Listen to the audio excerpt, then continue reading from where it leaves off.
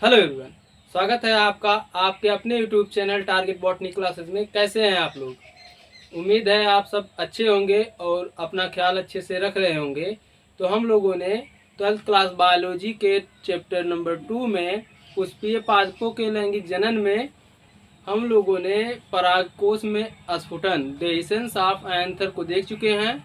और अब अगला हेडिंग है लघु बीजाणु या परागकण। इसे इंग्लिश में कहते हैं लघु बीजाणु को माइक्रोस्पोर कहते हैं और परागकण को पॉलन ग्रेन्स कहते हैं। ओके, तो आइए उसे देखते हैं। देखिए, लघु बीजाणु या परागकण, माइक्रोस्पोर या पॉलन ग्रेन्स। ओके, तो देखिए, नर बीजाणु या नर युग्मोद्भिद, इसे इंग्लिश में कहते हैं मेल गैमेटोफाइट। ओके, लघु बीजाणु नर युग्मोद्भिद की प्रथम कोशिका है जो सामान्यतया गोलाकार या फिर अंडाकार तथा दो भित्तियों से ढकी संरचना होती है। ओके, थोड़ा सा परागकण के बारे में जान लेते हैं। जब हम किसी पुष्पीय पादप जैसे हिबिस्कस रोजा साइनेंसिस है, हिबिस्कस रोजा साइनेंसिस जो है गुड़हल का साइंटिफिक नेम है। ओके, गुड़हल या फिर अन्य किसी पुष्प के खुले परागकोश को छूते हैं तो आप देखेंगे कि आपकी उंगलियों में पीले पीले रंग का पाउडर लग जाएगा। ठीक है, और वह पाउडर जो होता है वह परागकण होता है। और अब उस परागकण को एक स्लाइड लेना है और उस स्लाइड पर एक बूंद पानी डालना है। ठीक, उस एक बूंद पानी पर अपने हाथ में लगे परागकणों को छिड़क देना है और छिड़कने के बाद उसे माइक्रोस्कोप से देखना है। ठीक, माइक्रोस्कोप यानी सूक्ष्मदर्शी से देखना है। और देखने के बाद आप आश्चर्यचकित रह जाएंगे कि अलग अलग पुष्पीय पादपों के परागकण अलग अलग होते हैं। ठीक, और उनका रंग, आकार, शेप, साइज सब कुछ अलग होता है। ओके, विभिन्न प्रकार के पुष्प प्रजातियों का परागकण विन्यास, रंग, रूप, आकार और बनावट में एक दूसरे से भिन्न होते हैं। ओके, जब कभी आप लैब में जाना तो आप जो है गुड़हल के परागकणों को लेके जाना और एक साफ स्लाइड लेना और स्लाइड पर डिस्टिल वाटर या फिर जो है एक बूंद जल उस स्लाइड पर रखना। उसके बाद उस स्लाइड पर परागकणों को छिड़क देना। ठीक, उसके बाद जो है उसे सूक्ष्मदर्शी के माध्यम से देखना। बहुत ही सुंदर सुंदर परागकण दिखेंगे।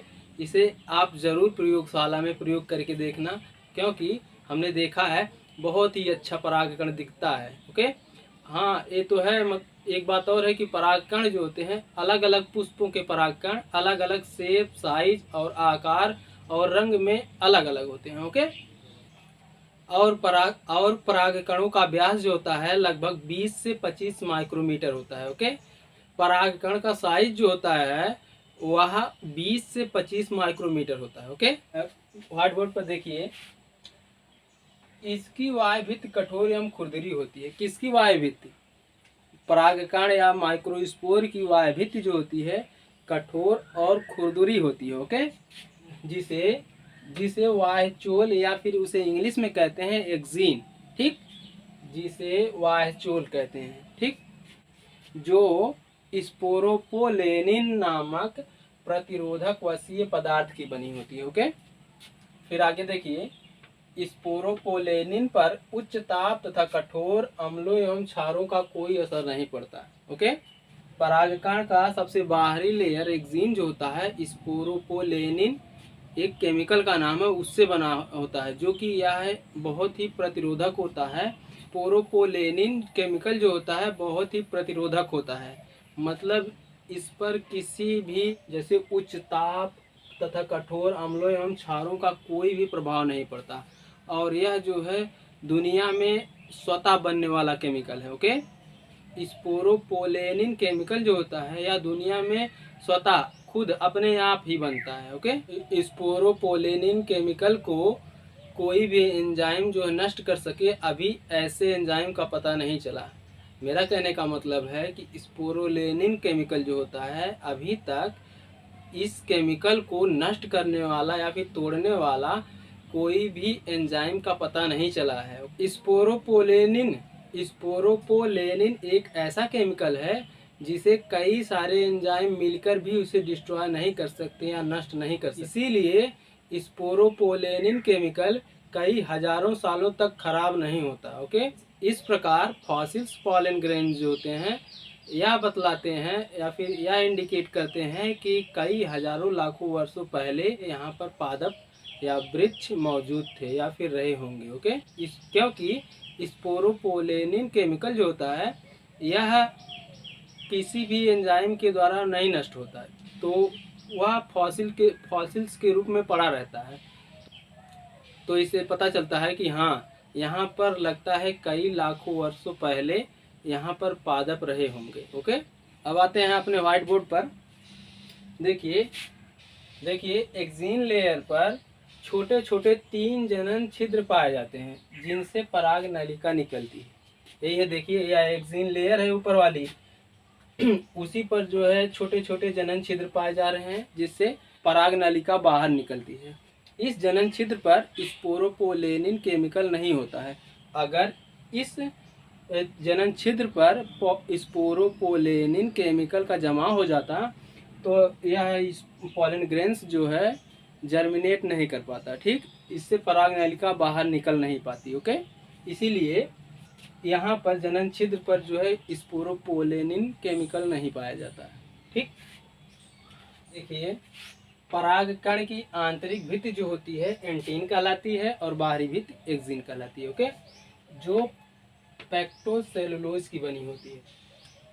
परागकण की आंतरिक भित्ति एंटीन कहलाती है और वह एंटीन जो होती है पेक्टोसेलुलोज की बनी होती है या फिर पेक्टिन और सेलुलोज से मिलकर बनी होती है। ओके, आगे देखिए पराग नलिका का निर्माण एंटीन द्वारा होता है। ओके, परागकण में दोनों स्तर के अंदर कोशिका द्रव्य एवं एक बड़ा केंद्रक स्थित होता है। ओके, परागकण से संबंधित अध्ययन को परागाणु विज्ञान को इंग्लिश में कहते हैं पैलिनोलॉजी। ओके, में करते हैं। ठीक, परागकण से संबंधित अध्ययन परागाणु विज्ञान के अंतर्गत करते हैं। ओके, तो आइए थोड़ा सा फिगर देख लेते हैं, उसके बाद अगले टॉपिक पर चलते हैं। देखिए एक्सिन लेयर सबसे बाहरी लेयर है जो खुरदुरा होता है और कठोर होता है, और एक्सिन लेयर जो होता है स्पोरोपोलेनिन नामक प्रतिरोधक वसीय पदार्थ से बना होता है। ओके, और यहाँ पर देखिए जनन छिद्र है। एक्सिन लेयर पर ही जनन छिद्र पाए जाते हैं और जनन छिद्र पर जो है स्पोरोपोलेनिन केमिकल नहीं पाया जाता। अगर स्पोरोपोलेनिन केमिकल जनन छिद्र पर पाया जाता तो परागकण से पराग नलिका का निर्माण नहीं हो पाता और ना ही पराग नलिका का निर्माण नहीं हो पाता और फर्टिलाइजेशन नहीं हो पाता। ओके, निषेचन नहीं हो पाता। और उसके अंदर देखिए पराग नलिका कोशिका है। ठीक, उसके बाद देखिए दूसरी लेयर जो है सबसे भीतर की लेयर वह एंटीन लेयर कहलाती है। एंटीन लेयर जो होता है पेक्टोसेलुलोज या फिर पेक्टिन और सेलुलोज से मिलकर बना होता है। ओके, और उसके अंदर जो है पराग नलिका कोशिका है और यहाँ पर जो देख रहे हैं वेजिटेटिव न्यूक्लियस या ट्यूब न्यूक्लियस। ठीक, वर्धी केंद्रक या फिर नलिका केंद्रक है। ओके, ये है रिक्तिकाएं। ओके, रिक्तिकाएं, और ये देखिए जनन कोशिका है। ठीक, जनन कोशिका। ओके, देखिए डिफरेंट टाइप के पॉलन ग्रेन्स। ओके, अलग अलग प्रकार के पॉलन ग्रेन्स दिखाई दे रहे हैं। देखिए ओके, ये है पॉलन ग्रेन्स। तो आज के लिए बस इतना ही। आप लोग मन लगाकर पढ़ते रहिए और समय बहुत ही कीमती है, इसे बर्बाद मत करना, वरना अगर हम समय को बर्बाद करेंगे तो समय हमें बर्बाद कर देगी। Okay, all the best.